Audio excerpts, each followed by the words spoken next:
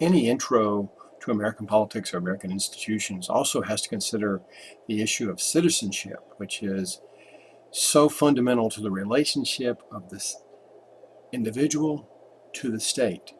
And that's what we're going to spend some time looking at this moment.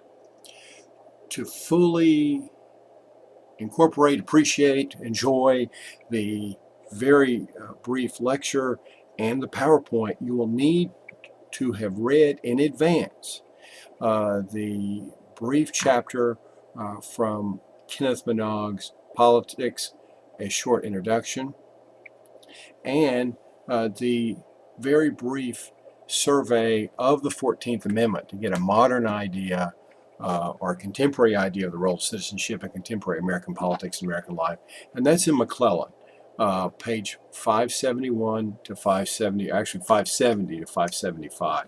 And this will give you an idea on the evolving nature of what it means to be a citizen in the United States, as well as the role, the benefits, the obligations of a citizen in contemporary American politics and American life. Well, let's talk about what is a citizen. What constitutes citizenship?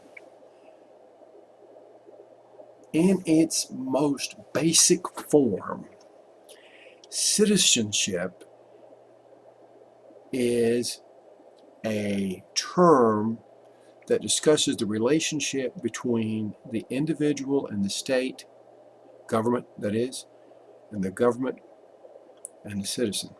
Well, what does it mean to be a citizen? Well, a citizen is someone who is legally subject to a state. It is a legal, moral, binding relationship. Now, different views of citizenship have evolved over time.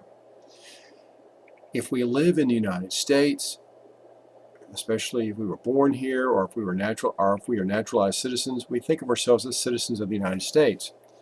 And even though I am a political scientist, this is not a topic that I really thought about early in my career until one semester I was teaching an introduction to American government and American politics class in a very large lecture hall at Lee University in Tennessee, about 150 students.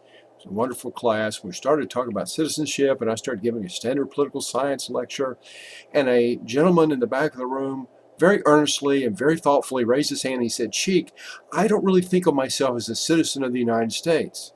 I think of myself as a citizen of the world." And this made me ponder, really made the whole class ponder, and what citizenship meant in the broadest of possible contexts. It's very hard to be a citizen of the world, or to have world citizenship. But my friend from a number of years ago really wanted that kind of relationship. Well, what does it mean? Citizenship, that is, in its basic context.